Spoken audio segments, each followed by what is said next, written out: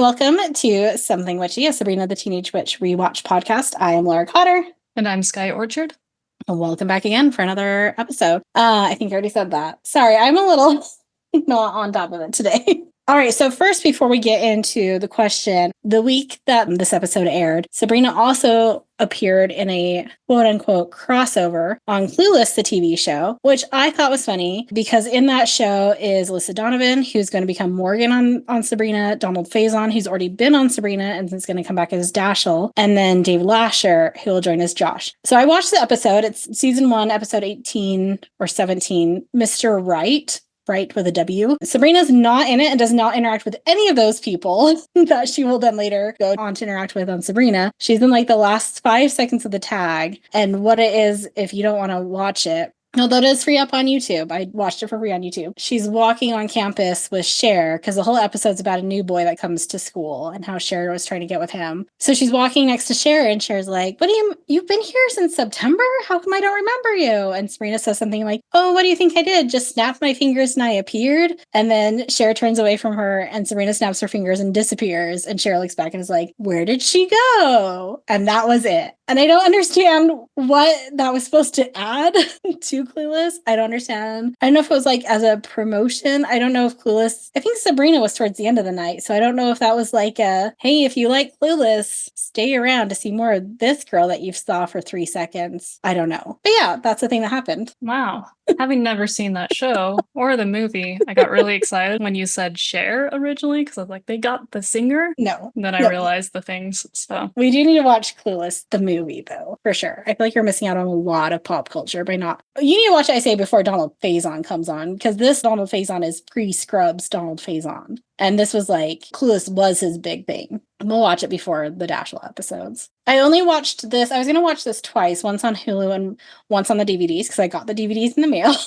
And I didn't because I ran out of time. But next week, I'll try to watch both the Hulu and the DVD version and see if there's anything that changes between the two. Do you already have a DVD player or did you have to buy a DVD player first? I have a DVD VHS combo. Same. Yes. Zoom high five. I will not get rid of my VHS player. I refuse. I don't use it for much of anything, if ever. I don't even think I have a VHS tape in this house, but my parents do. And in the event that Disney decides to like require you to sell your soul to watch their movies, I will still have all of my VHS copies of all the old movies, so I will be fine. Nice.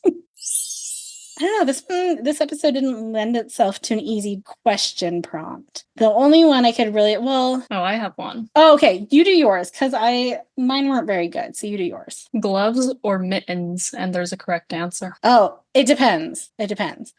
Are you going to expound on this? Okay, yes. So I have both, and I also have mittens that turn into gloves. Because if I just want to appear cute and don't actually care about utility, it's mittens, because mittens are adorable. If I actually care about doing stuff with my hands, it has to be gloves. Especially if I'm going to if I don't want to have on my hands at all, it needs to be the gloves with like the little finger things in them so you can still use your phone. But most of this winter, I will wear my convertible ones. So I have the cuteness of the mitten with the utility of a glove. What? Is that the wrong answer? What is the right answer, Skye? For me, it's utility all the way. Okay. Gloves all day. No, I don't think mittens are cute, not gonna lie. The fact that they're not useful just takes any potential cuteness away. That's what makes them cute, is that they're not useful. Things are cuter the less useful they are. Why do you think cats are cute?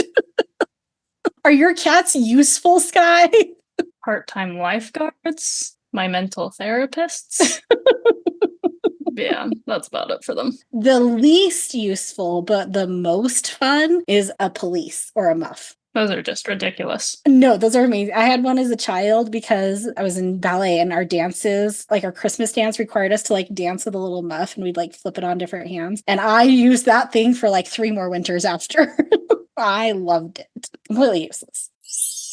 Okay.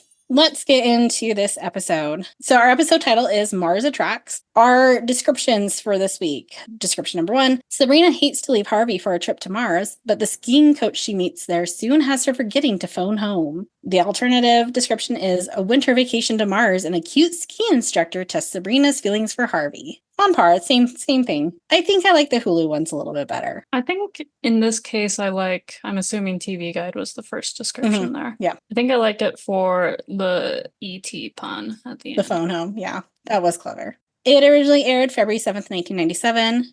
Gary Halvorson's back as a director, and Nell Scoville is back as a writer. We have 3 guest stars. Our first is Chris Elliott as Warren, which most of you probably recognize as Roland Shit from Schitt's Creek. And he looks so different in this show. I never put those 2 and 2 together that he was on Sabrina. I thought he was somebody else entirely in this show.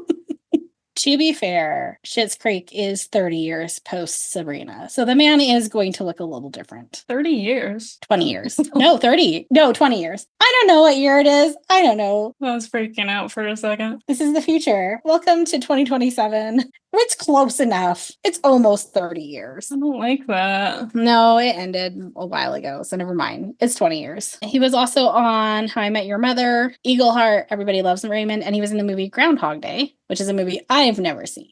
And then we have David Chokachi, I'm assuming how you say that, as Doug. He's in a lot of Baywatch, but also some pretty stellar movies. And I need to read you the title of these movies, and you can choose which one we want to put on our watch list, okay? Movie number 1 is Psycho Beach Party. Movie 2 is Bats, Human Harvest. Number 3 is Putt Putt Syndrome, which I hope is about like a murder rampage on a mini golf course. 4 is Rage of the Yeti. 5 is Blood Pageant. And lastly, we have the 2024 release, Shark Warning, which sounds a lot like Jaws. The answer is clearly all of them. I'm pretty sure I've actually seen Psycho Beach Party. No, what?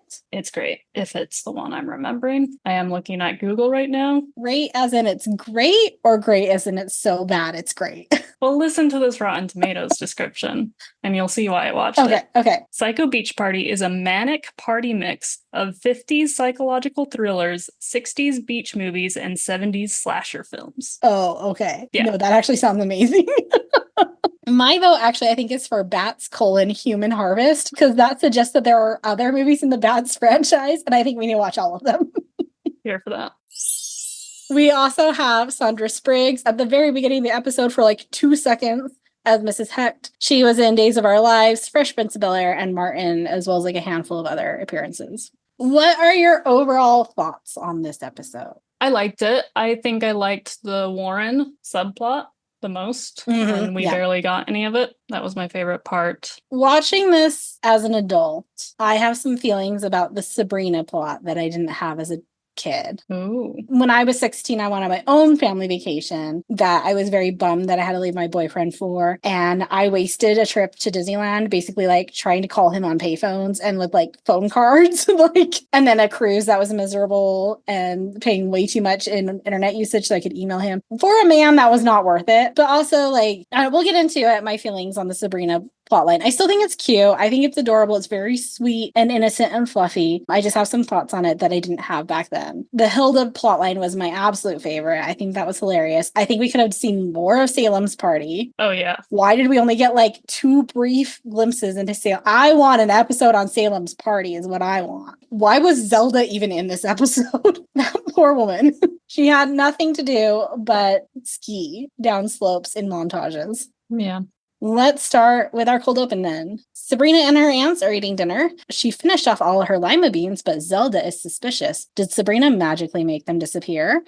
Zelda remembers a spell their mom used to cast to make sure they ate all their vegetables. Sabrina comes back in from clearing the dishes and asks what the spell is for. Zelda explains it will bring back any lima beans Sabrina may have made disappear. Sabrina yells at them to get down and ducks under the table just as lima beans fall from the sky. Hilda told Zelda that she hated that spell. And if you watch very, very closely, Caroline Ray blinks and winces right before lima beans fall down. Ooh. That suggests to me they may have done more than one take on this, and I wonder how many times they got pelted with lima beans. Gross. They looked slimy too.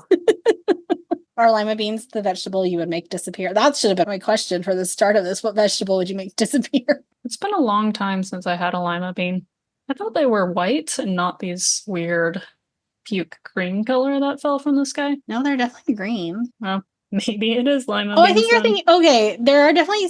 No. Okay, I'm seeing pictures of both. Okay, that's not confusing at all. One might be a butter bean, though. Nobody seems to know. Oh, butter beans. I want to get rid of those. And just because during the pandemic, I was going to make this excellent soup for a date, and we went to the store. I was going to use chickpeas, which is my secret ingredient there, and they were out of chickpeas because of the pandemic. And so I chose butter beans.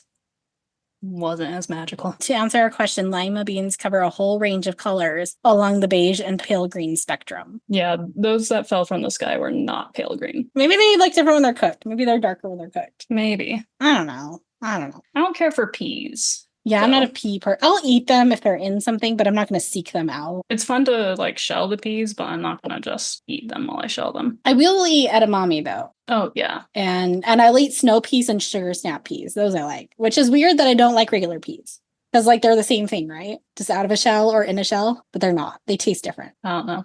I don't do peas. I will not. I would get rid of olives. I hate olives. Are olives a vegetable? I don't know. You put them in salads sometimes. It counts.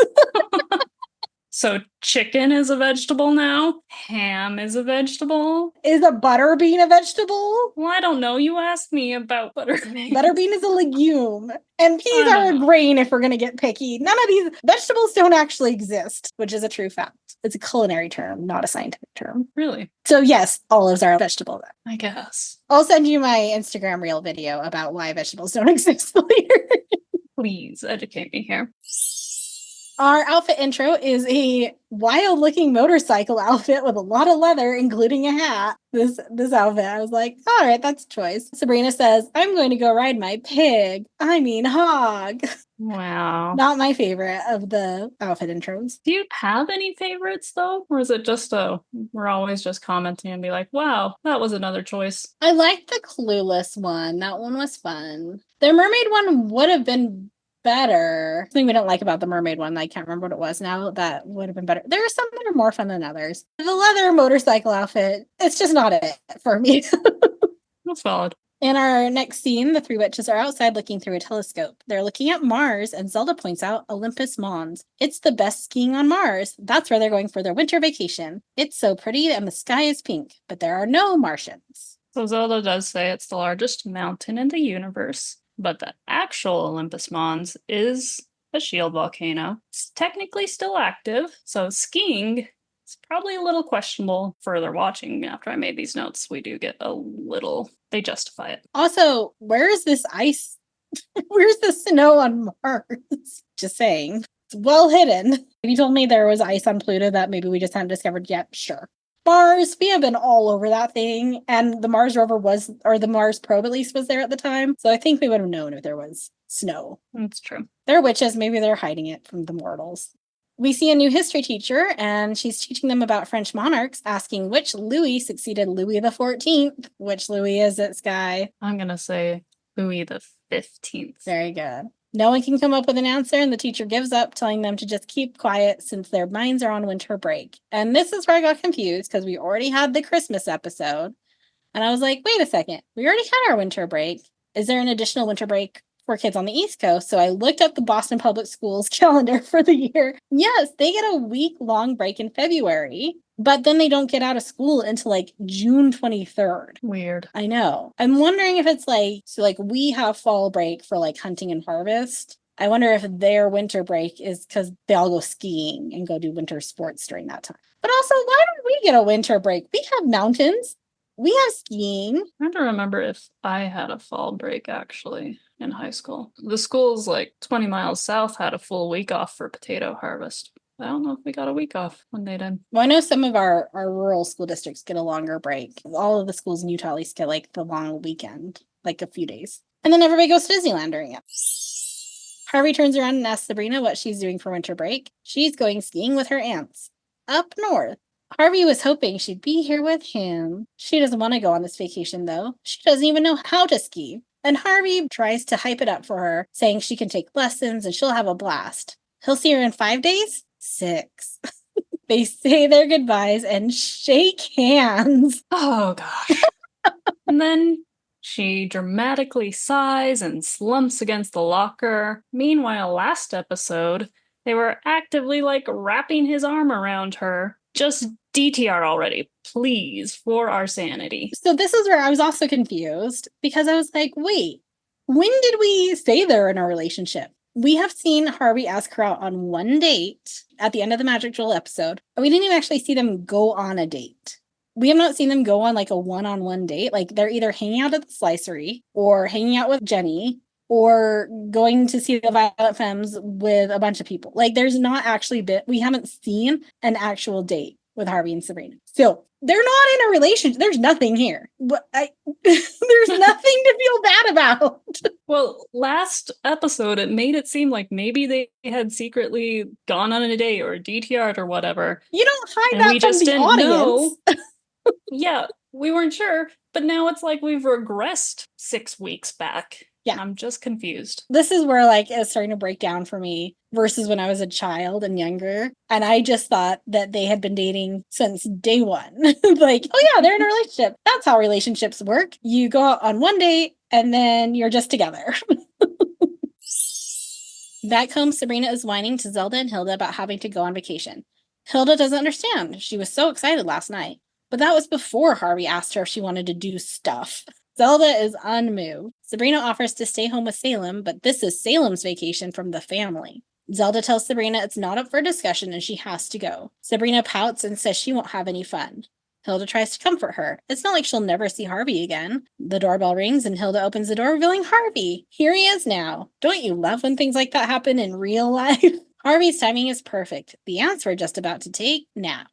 Hilda and Zelda scurry off so Sabrina and Harvey can be alone. Harvey presents Sabrina with a gift, mitten minders. She thanks him and says she'll call him from the lodge to let him know how the mitten minders work. This is where my Utah accent, you're going to hear a lot of mitten, not mitten, so sorry.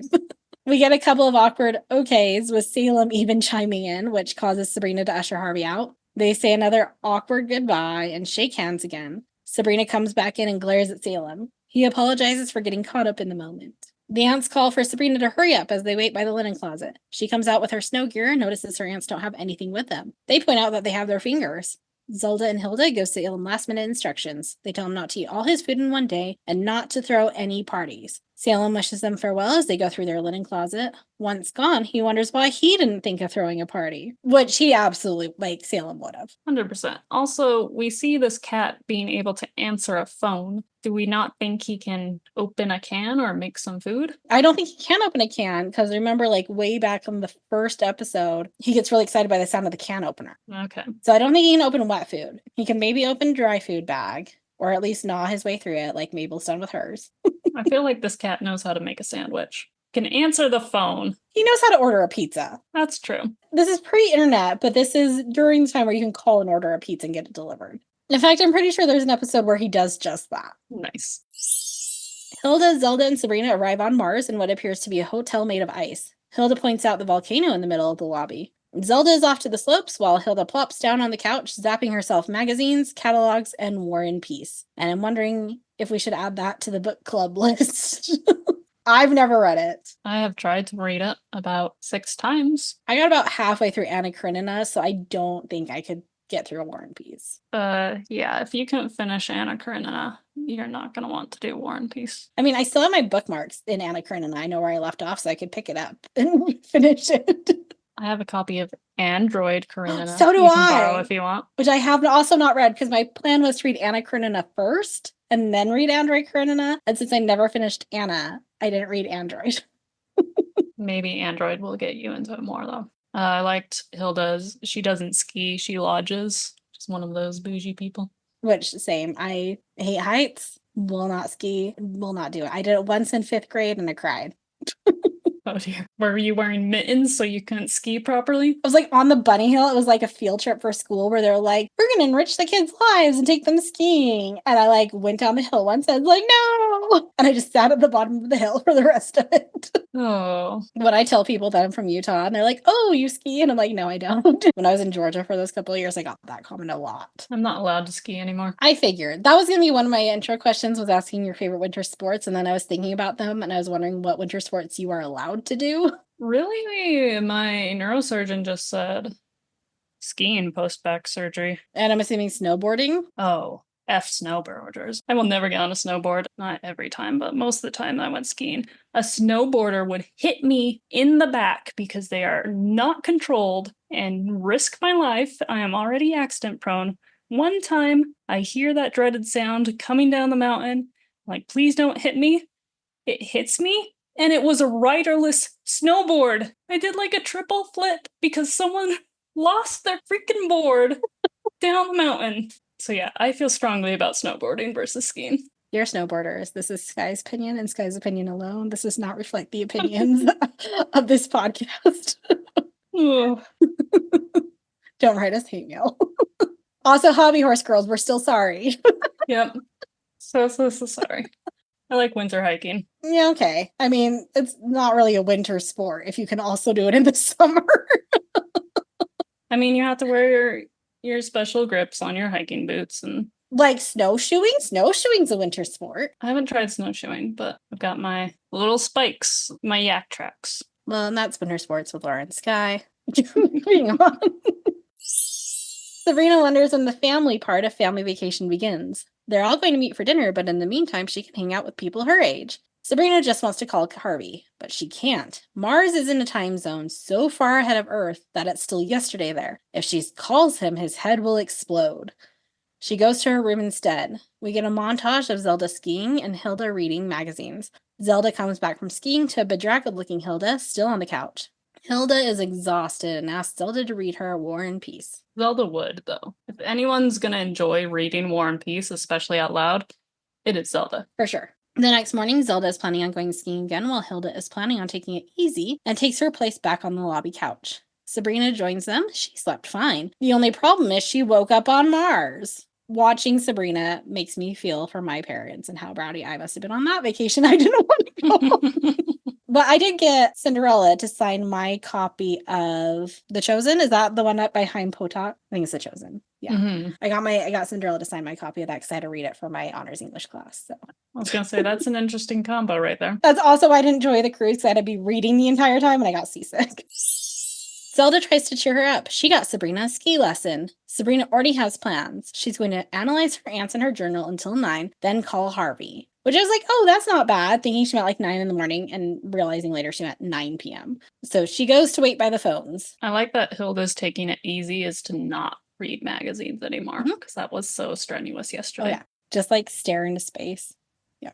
There's another man on the phone talking about a mysterious policyholder, but acts sketchy and hangs up when Sabrina arrives. He offers her the phone, but she won't use it for another 12 hours. She starts to write in her journal, noting that it's February 5th. Again, the mysterious man leaves after making a note in his notebook, and a good-looking younger man comes by instead. Sabrina is obviously taken by his good looks. It's her ski instructor. Of course she wants to learn to ski. When in Mars! And they take off for the ski lesson. The mysterious man appears again, this time sitting next to Hilda on the couch. He introduces himself as Warren, an insurance salesman. Hilda is not impressed, but agrees to chat with him as long as he doesn't make up stories to try to impress her. And then she uses the phrase lodge lizard, which of course piqued my brain, and I instantly had to go to the internet to try and figure out if it was actually a real phrase or if it was just the writers being weird again. I found one single Washington Post article that referred to it. The rest were lounge lizards, which is a completely different thing there. But it just said, because the last thing some people want to do at a ski resort is ski, as far as what a lodge lizard is. I think it's based off of a lounge lizard. Like, I think it's a play on the term lounge lizard. Like, they just replaced lounge with lodge. Could be. Warren starts to protest, but she wants to be two strangers being entirely honest with each other. He agrees and tells her that he's a secret agent. He's searching for a counter-operative and asks if that's Hilda, but it's not. He then asks if she's married. Sabrina is taking her ski lesson. It's just a zap, and now she knows how to ski. Her and the instructor start going down the mountain, and there's that scene, because it's mostly just them sliding down the mountain. Can we go back to the lounge lizard for a moment? Yes, okay, let's go back to the lounge lizard. Rewind. A lounge lizard is a man who frequents social establishments with the intention of seducing a woman with his flattery and deceptive charm. Why do you think that's not the same thing? Hilda thought that he was, because he was talking about how he's an insurance salesman and he's there on an expense account, and she thinks that he is trying to sound impressive to her in an effort to, if not seduce, at least interest her. Okay. He even flat out asks her if she's married. I thought she was insulting just, well, including herself too, and like just everyone who stays around at the ski lodge and not specifically referring to a man. So No, because doesn't she say, like, that's the problem with you lodge lizards? You're always making up stories. who knows? Probably us. We should know. Having just watched the episode, the answer's us, Skye. That's why we're doing this. I don't know anymore, Laura. Hilda is recapping what he has told her. His goal is to bring down Dr. Cyclops, who is trying to destabilize the Balinese government. He tells her there's some more unbelievable stuff that he can't tell her about. Hilda asks about Dr. Cyclops. Dr. Cyclops is not actually a doctor, although he might have a PhD. It's just his code name. Hilda wants to know about his spy gadgets, and Warren pulls out a toothpick, but it's a poison toothpick. Sabrina and Doug arrive back in the lodge, and she tells Hilda that she's a natural at skiing. She's back just in time for family dinner. But Sabrina and Doug just want to collapse in front of the volcano. That's fine. Hilda and Zelda will have family dinner. But Sabrina just saw Zelda on the slopes night skiing. Disappointed, Hilda says she'll have family dinner by herself. Warren interrupts and says he'll have dinner with her. I realize I'm not family yet. Okay. He is a lounge lizard. He can't seduce her on a TGIF show, so the closest thing he's going to get is, like, trying to marry her. The two go to eat while Doug and Sabrina get cozy on the couch in front of the volcano. Doug teaches her to play cribbage with a zap. You know how to play cribbage? No, absolutely not. I am under the age of 78, so... We need to learn to prepare. We got time. You said it's been 30 years since this Warren Roland guy was on the show, so I'm not sure how much time we have left. You know what? Maybe cribbage is another thing that millennials will kill. By the time we're old enough to play it, no one will know how. We switch to Harvey in his room where his clock shows 8:59. He puts his guitar down and grabs the phone with a smile, eagerly waiting for Sabrina to call. And that was just so sweet, Harvey. Sabrina is deep in conversation with Doug. He has a talking dog.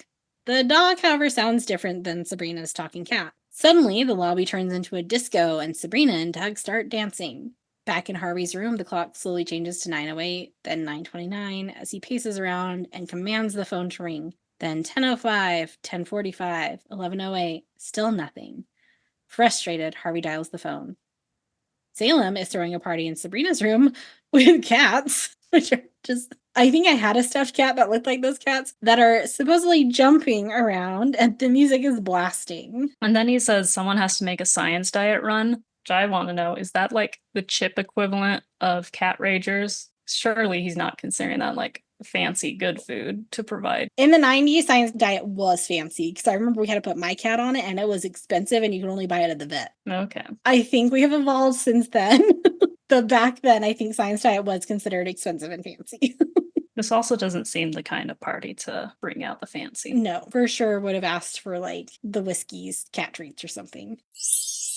The phone rings and Salem answers it to find Harvey calling. He wants to give a message to Sabrina that he's going to sleep and he'll maybe talk to her tomorrow. Harvey looks at his clock one last time and sighs. And we cut to Sabrina dancing by the volcano, that hussy. Is not safe. She is like literally next to this supposed real lava. We've seen that thing erupt.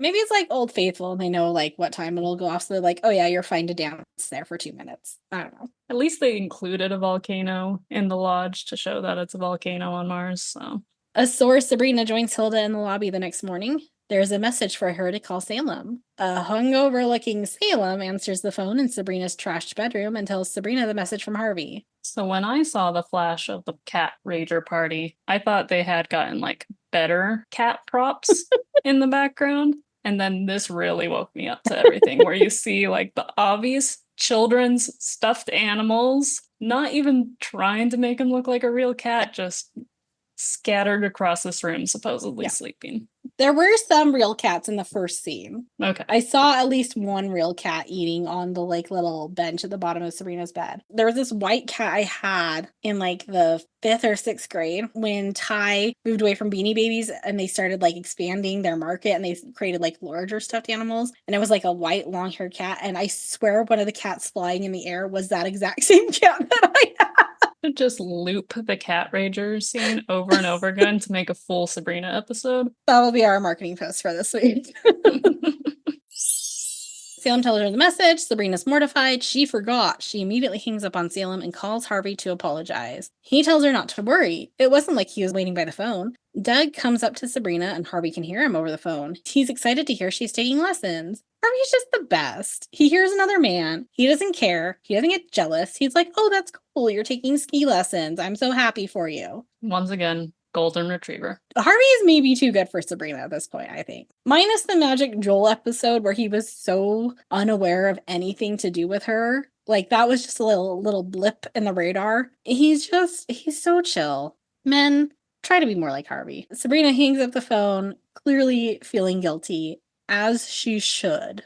Even though they're not dating and they're just friends, and it's okay that she didn't call him at 9 o'clock at night. Back on the mountain, Sabrina has been chasing after Zelda on the slopes for 5 miles, screaming her name. And this is like the one time Zelda does anything in this episode. She has a serious problem. Doug asked her to go on a picnic. She's very confused. How can she like Doug when she likes Harvey? Zelda assures her that she'll meet many boys that she'll like, and that she has to weigh her desire to go on the picnic against her desire to not hurt Harvey. Sabrina is frustrated that Zelda won't just make the decision for her. And this is where I was like, okay, what relationship is there to ruin? If Sabrina went on the picnic and then was like, told Harvey, oh yeah, I made a friend. I went out and had a picnic with my ski instructor because we're friends. Harvey would not care. He'd be like, oh, I'm so glad you made a friend. Also, he has not in any way, shape, or form asked her to be a girlfriend that we know of. They have not kissed. They haven't kissed on the cheek. They're handshaking. No one has any claim over anybody at this point. Calm down. Their relationship is like the rules of magic, where we just don't know what the crap is going on. Which is fair for a teenage relationship. But even my first teenage relationship moved more quickly and logically than this one did. Like, we went out on a few dates. Within a month, we were actually like, we defined it as boyfriend, girlfriend. We kissed a couple months after that because I was super scared of kissing. Like we defined it and it was clear the direction we were going in. Also, the other thing I noticed, so this airs in February of 97. A year from this, we're going to have another relationship ruined by a ski lodge. When Boy Meets World goes skiing. And it's going to be almost the exact same situation where Corey meets a girl at a ski lodge. They hang out. He likes her, but he's in a relationship. He's actually in a relationship with Topanga. But like, again, if he would have just said, hey, Topanga, I made a friend with this girl, like nothing would have happened. It would have been fine. What is it with Disney and TGIF and ski lodges being like dens of iniquity where teenage relationships go to die? Well, lounge lizards, apparently. Lounge lizards. That's how it's the den of iniquity. Doug is a lounge lizard for teenage girls. I mean, I want you to take this back because I know you don't care about Boy Meets World the way I and Jill do. So I want you to take this back to Jill and ask her, tell her what a lounge lizard is, and then ask her if Lauren is then a lounge lizard. Okay, I'll try and remember to do that. Or I will just message her and ask her. You will see her in a week. I will see her in a week. Stay away from ski lodges, folks. If you are a teenager in a relationship, do not go to a ski lodge. That is the moral of the story. End episode. Ding. Ding. And we're done. Zelda arrives back at the lodge looking very sunburned. Warren comes rushing in talking about enemy transitions and is startled by Zelda's appearance. Hilda reassures him that it's just her sister. Hilda starts to introduce him, but he interrupts and introduces himself as an insurance salesman again. They're going to family dinner, but Sabrina went to the picnic with Doug. Zelda's worried that she didn't make the right decision. Well then, Zelda, maybe you should have given her some better advice. Right? I was about to say that too. Like, you were no help on that mountain. Zelda didn't even need to be in this episode, and things would have progressed the same way that they progressed. So you do not earn the right to worry, Zelda. Give Beth Broderick better material. Let her contribute, because this is not it. Or at least, like, let her get wrapped up more in the Hilda hijinks. Like, she had nothing to do this episode. She could have had her own lounge lizard. That would have been hilarious. A scientist studying Mars for Zelda. Okay, this is the story. Hilda has Warren, the spy. Zelda meets Dr. Cyclops on the slopes, but she doesn't know it's Dr. Cyclops because he's actually like Professor something. And they don't find out until this night when they all go to family dinner and they introduce the men to each other. And the men are using like their alter egos and they like end up getting along really good. And then the men become like, that's a better episode. 100%. Thank you for validating. Nell, you listening? Can we please rewrite this episode as great? We can travel back less than 30 years because it has not been 30 years. Sabrina and Doug are on their picnic in a crater. He tells her that Mars isn't as fun after the season ends. It's just a bunch of witch townies. He then points out the Mars probe and says to smile, and they wave all cute. At this time in 1997, it would have been the Mars Pathfinder. Rest in peace, Pathfinder. He tries to cuddle with her, but she declines. He's worried that she's uncomfortable because he likes her. She likes him too. He goes in to kiss her and she pulls away. And at this point is where I got really uncomfortable because Sabrina's supposed to be 16. Melissa Joan Hart maybe doesn't look 16, but she still looks young. He is 28 years old at the time of this episode, and he looks it. Even if he wasn't 28 in the show, he's clearly at least graduated because he lives year-round teaching ski instruction in this town. So he's bare minimum like 19 years old, trying to kiss a 16-year-old girl. This is just like last week's episode where I was uncomfortable with the Gordon Gano of it all, with Libby. Can we have age-appropriate romances, people? That's all I'm asking for. Lounge lizard. Lounge lizard. This is not going to be the first age-inappropriate relationship that I'm going to have opinions on. He tries to kiss her. She pulls away. What's he doing? They haven't even shaken hands. He offers to shake her hand then. They shake hands and Sabrina looks disappointed. So this shaking the hands thing, I feel like, is the equivalent of the magical heel rise. That's all that Mia wants in Princess Diaries. Guys, it doesn't work like that in real life. Your hand will not tingle. I mean, if it does. Please see your doctor. It's poor circulation. Or they have numbing cream on their hands that they've just put on you and they're planning to chop off your hand. With their now numb hands. And so it's going to be very hard for them to do. Oh. He has to kiss her now, but it's his handshake. She's had better. He tries again, this time with no gloves, which was very, 1800s scandalous. Still nothing. When she shakes Harvey's hand, she feels all tingly. They can still finish their picnic as friends. Doug tries shaking her hand one more time. Nothing. Their picnic consists of a single ham sandwich for Sabrina with no other food in sight. Okay, then let's go down this path. Is Doug a different species then? Does he not eat? Is he a vampire? Is that why he looks like a 20-year-old man trying to get with a 16-year-old girl? He really is 16 forever, but he was turned 16 back in 1722 when all 16-year-olds looked 28. Great theory. Yeah, the food is not great on this show, I think is what we found. Not since day one.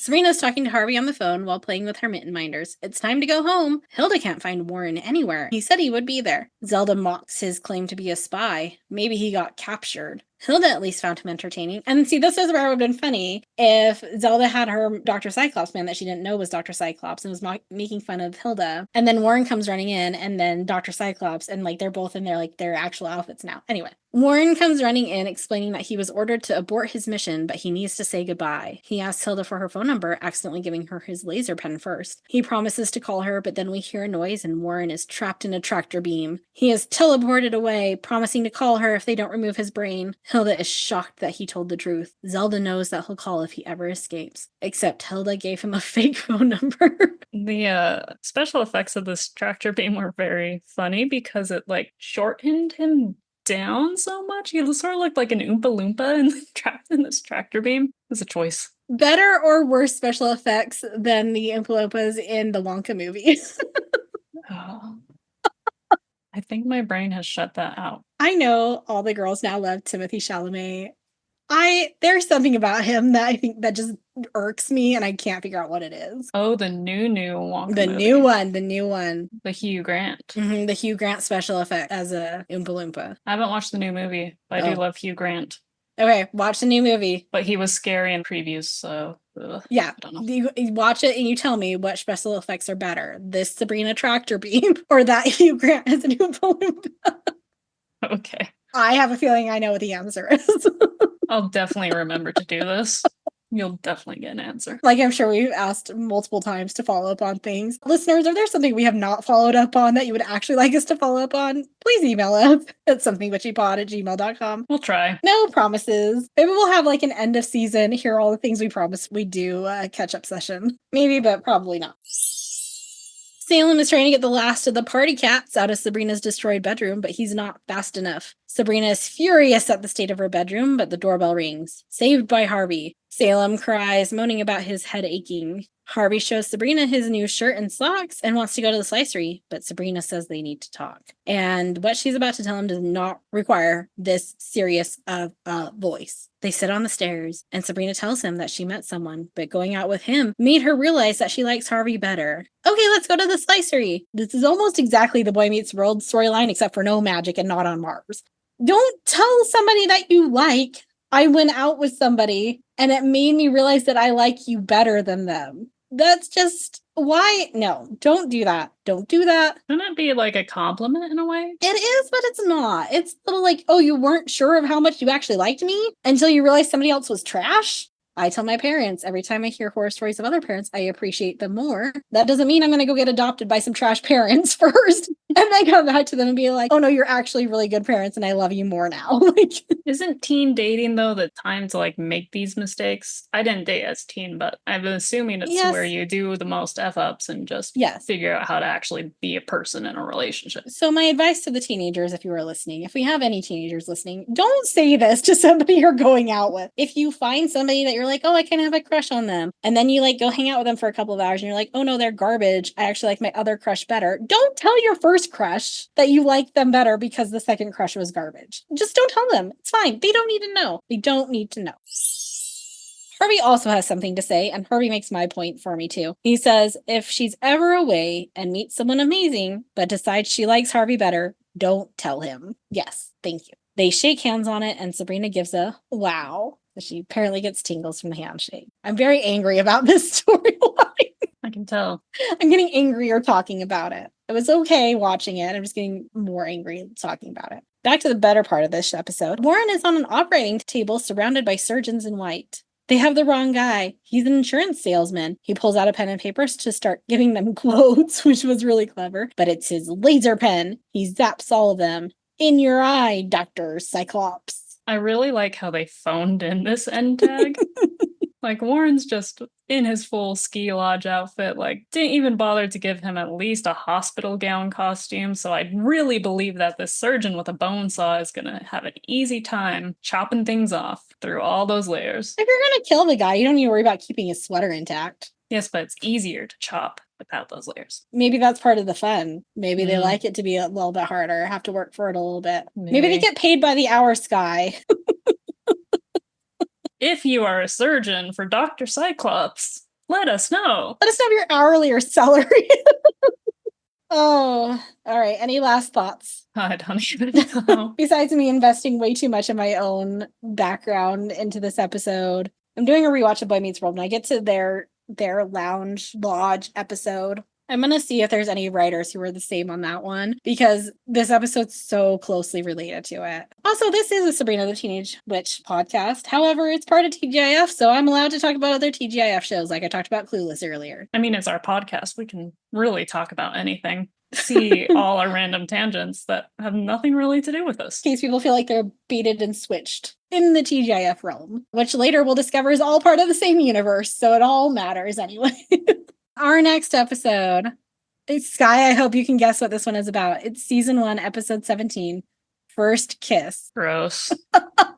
What is it going to be about? Warren, because he's a super spy, managed to figure out Hilda's real phone number. Since he's after the surgeons, he's fine. He's alive. They didn't take his brain. So he comes back, dashing in. They fall in love. They have their first kiss, and they go destroy Dr. Cyclops. Oh, here's a theory. What if we did a reboot and Warren comes back, but Warren is actually rolling shit, and the reason he's rolling shit is because they did mess with his brain and they put him down in Canada, and that's why he's rolling now. I would give money to see Caroline Ray and I forgot his real name. Caroline Ray and Chris Elliott actually play a part across from each other for like a full episode, just them. I think that'd be fun. Agreed. Been an episode. Apologies if this is not what you signed up for. Like, share, rate, subscribe, all of that. You can email us at somethingwitchypod@gmail.com. But remember, please, guys, statements about snowboarders are their own. They do not reflect all of us. You can follow us on Instagram at somethingwitchypod. Until next time, Stay magical.